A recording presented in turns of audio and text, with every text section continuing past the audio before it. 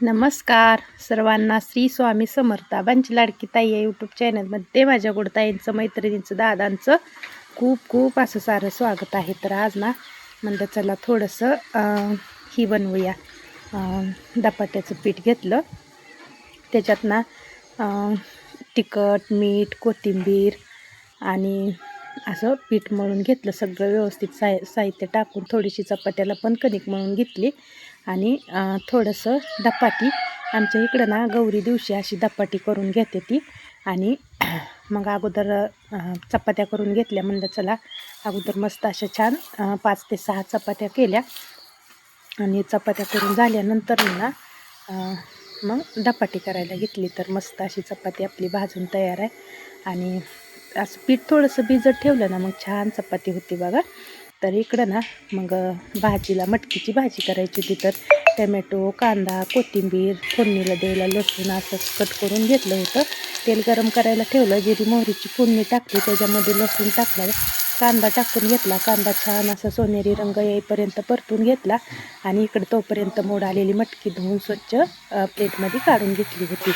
तर मग कांदा आपला परतायला चालू आहे. परत टमॅटो टाकलं आणि टमॅटो पण थोडंसं मस्त असं परतून घेतलं. नंतर ना मग मीठ टाकलं आणि मीठ टाकल्यानंतर मग थोडीशी कोथिंबीर, हळद टाकली आणि परत वरनं थोडासा मसाला पण टाकून घेतला बघा.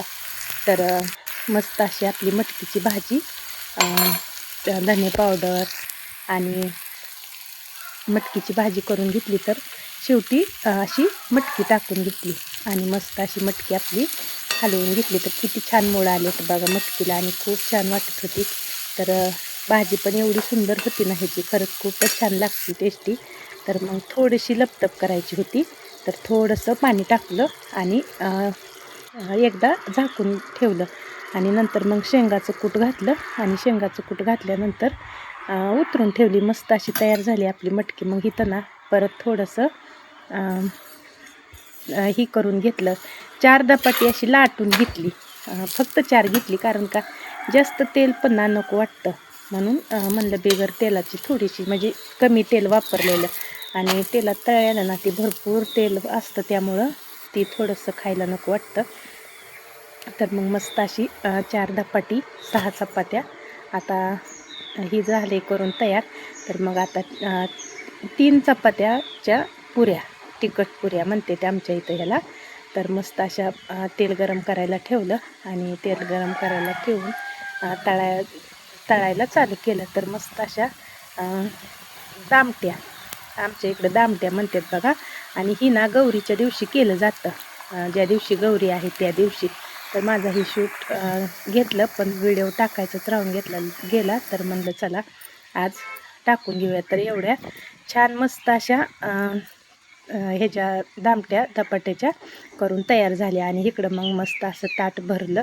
तर दही, धपाटं, मटकीची सुकी भाजी, चपाती आणि दामट्या, मस्त असं जेवण करायला सर्वजण या. तर कसा वाटला माझा आजचा मेनू ते पण मला नक्कीच कमेंट करून सांगा.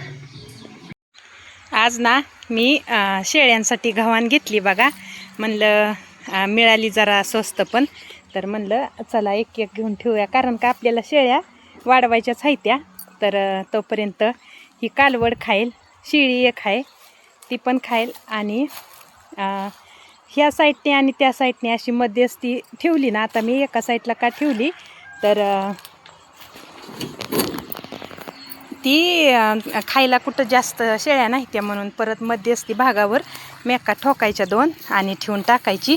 मग इकडून शेळ्या भरपूर खाणार. तर थोडीशी वैरण टाकून बघती खाते ती का. ती मुरगास थोडासा टाकला गव्हाणीत, म्हणलं खाते ती का बघावं. तर बघू खाते ती का. आता रेडीला शिंगा असल्यामुळं रेडीची शिंगा अडकते ती का काय काय माहिती. आणि ही ना भेटते ती याच पुढं जायला, त्यांना वाटते काय आहे काय माहिती. पण एकदा सवय झाली ना मग 100% खाणार. आणि ह्यांचं काय व्हायचं, बारक्यांचं सांडायची पाटीत ठेवल्यामुळं, ह्या पाटीत असायची बघा वैरण. तर ही काय करायची, भांडणं करायची आणि सांडायची. म्हणून त्यांच्यासाठी म्हणलं चला आपल्याला पण आता लागणारच आहे शेळ्यांना. तर गायींचा बघा कसा चाललाय आराम, मस्त अशा बसले ते. आणि इथं बघा कशा बसलेत. आणि ऊन नाही अजिबात, वातावरण एकदम मस्त आहे फ्रेशमध्ये. त्यामुळं मग असं कुठं पण बसते त्या. आणि ऊन असलं की मग शेडमध्ये तिथंच बसते त्या एका जाग्याला. तर म्हणलं तरी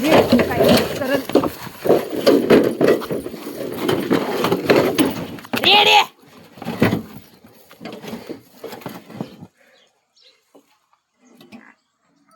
म्हणलेलं तसंच झालं.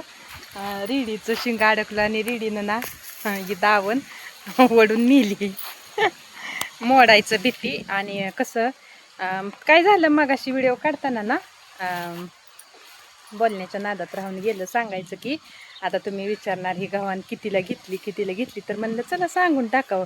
आता दारात गाडी आलती आणि त्यांच्याकडं कणगी, कोंबड्यांची जाळी आणि शेळ्यांची जाळी होती.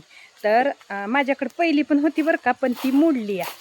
तर तुम्हाला हे जी अगोदर किंमत सांगते, 2300 रुपयाला घेतली मी. आणि खरंच कमी करून दिली त्यांनी ना. मला 2500 रुपयाला पाठीमागही विकली म्हणून सांगितलं. तर त्यांनी सांगितलं तर म्हणलं असू द्या, कुठंतरी असतं एवढं तेवढं. हो का, ही जी बॅलर दिसतोय ना ती माझ्याकडे गव्हाणीचाच आहे. मस्त गायींनी मोडली ही. आणि हो का, इथं एक पाणी प्यायला केलं ह्यांना, बारक्यांना पाणी प्यायला लागतं म्हणलं ताणी असते ती. तर मोकळी फिरते ती म्हणलं पाणी पेतेली. पण आता ना रेडीलाच बांधून टाकावं लागतंय. कारण का तर रेडीची शिंग अडकते ती खायला वैरण वरती 100% रेडी त्याच्यात जाणार आहे. असं प्रॉब्लेम होणार आहे बघा. आणि कसं होतं मग, एवढं पैसे देऊन आपण वस्तू घेतली आणि ती वस्तू जर अशी खराब झाली तर मग आपल्याला पण वाईट वाटतं बघा. तर बांधून टाकते रेडीला. आणि म्हणजे आपली दावण अशी राहील व्यवस्थित. आता शेळ्या वाढवायच्या ते म्हणल्यावर म्हणलं चला एक एक घेऊन ठेवायचं परत. पण शेळ्या आणल्या तर मग दावण भेटणार नाही. आणि थोडी त्या दादानी स्वस्त दिली. हां, आणि अजून एक सांगायचं राहिलं तुम्हाला, ती जी आहे ना पहिली मी आता तुम्हाला लाल कलरचं मोडलेलं दाखवलं, तर ती जवळजवळ मला त्यांनी 2800 रुपयाला दिली ती. म्हणजे किती फरक पडतोय बघा तुम्ही. आणि ती दुकानातनं आणली होती अशी, म्हणजे आमच्या गावातलंच दुकान आहे तिकडं, त्या दुकानातनं घेतली होती. तर 2800 रुपयाला आणि ही दिली 2300 रुपयाला.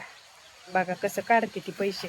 आणि बिचाऱ्यांनी फिरून विकली तरी पण दिली. म्हणलं असू द्या, मी चाललोय घरी तर देऊन जातो तुम्हाला. त्यांचं म्हणणं होतं 2500 रुपये द्यावं.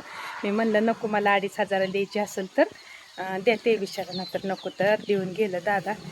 कसं असतं बघा.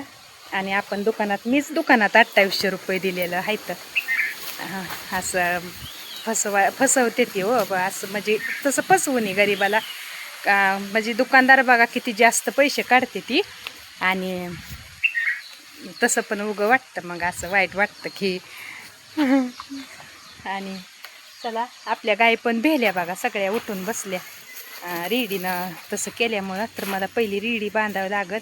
आणि आता आवनचं आल्या प्रश्न असणार, कशाला घेतली, नको घ्यायची होती आणि पैसे वायपट घालवलं. आणि कसं असतं बायकांना जास्त असं कुठली बी वस्तू बघा आपल्याला असावी वाटते. आणि गड्या माणसाचं कसं असतं, असं घ्यायचं वस्तू नको वाटतं. त्यांना वाटतं कशाला उगाच पैसे खर्च करायचं. आणि कोंबड्यांची जाळी पण माझी खराब झाली. तर त्यांना विचारलं जाळी, तर डबल कप्प्याची जाळी पण होती बरं का त्यांच्याकडं. तर म्हणलं नंतर घेते, आता एवढं माझ्याकडे पैसे नाहीत. तर ती दादा म्हणलं हो, मला गाडी आल्यावर थोडासा व्हिडिओ घ्यायचा लक्षातच नाही राहिला बघा. आणि मशीन इथंच मी आहे. आणि दावं तोडलं, गोरकड खराब झाली तिची, मोकळी झाली, कुठं जात नाही म्हणा जाळीतनं बाहेर. पण काहीतरी खोड्या करायच्या, मग वायर असती, परत असं जाळीला कुठं तर काहीतरी करायचं, असं चालू असतं त्यांचं. आणि गायींचं आपल्या सगळ्या घाबरल्या, असं ओढली जास्त तिनं, त्यामुळं गायी पण घाबरल्या. तर